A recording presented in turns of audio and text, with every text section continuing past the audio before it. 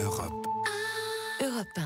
La politique en France, David Doucan, c'est bien la politique à l'ancienne. On croyait qu'on était entré le 7 mai dernier dans un nouveau monde merveilleux, dépoussiéré. Vous dites non. Absolument. Et permettez-moi de vous proposer une petite plongée en coulisses. Le samedi 14 octobre dernier, en début de soirée à l'Élysée, une voiture arrive discrètement par la grille du Coq. C'est Gérard Larcher. Le président du Sénat et le président de la République s'enferment pendant près de 2 heures. Un tête-à-tête pour parler réforme institutionnelle. Les deux hommes passe en revue le projet du chef de l'État. La Cour de justice de la République, c'est bon, pas de souci majeur. La réforme du Conseil supérieur de la magistrature, même chose. Le non-cumul dans le temps, c'est là que ça coince. Pour Larcher, c'est niette, début de négo. Emmanuel Macron se montre ouvert, il n'a guère le choix. Une porte de sortie se dessine. On fait le non-cumul pour les parlementaires et on laisse les élus locaux tranquilles. Au passage, je vous signale qu'il s'agit là d'un élément d'information. Les deux hommes ne topent pas.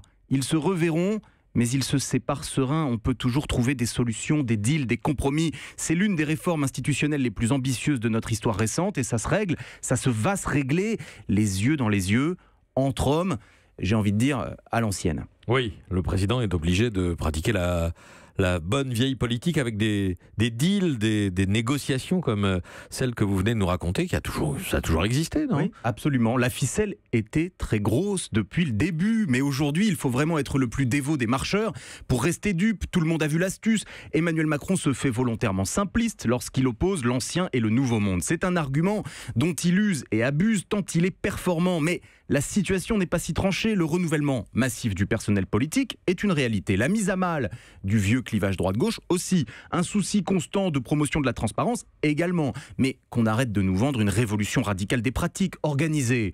Un vote factice pour faire comme si celui qui a été désigné avait été élu. C'est vieux comme la SFIO, si j'ose dire. Sans remonter aussi loin, c'est exactement ce qui s'était passé en 2014 quand François Hollande a remplacé Harlem Désir par Jean-Christophe Cambadélis, le fait du prince. Ce dernier était allé chercher une onction démocratique à laquelle personne n'avait cru devant un conseil national. Cela ne veut pas dire que l'intention d'Emmanuel Macron de tout dépoussiérer est feinte ou bonne à jeter aux orties, pas du tout.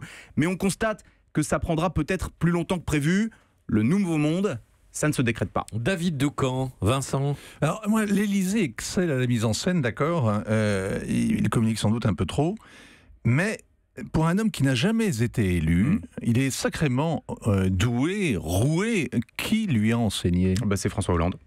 Donc c'est simple, hein, donc en matière effectivement de technique politicienne, on peut lui reprocher beaucoup de choses à François Hollande, mais enfin il en connaissait un rayon. Ouais. Et comment faire autrement que de discuter avec le président du Sénat pour ce qui est possible de faire voter ou pas ouais. La réalité politique impose qu'on se calme un peu, je dirais, sur la communication ancien monde, nouveau monde.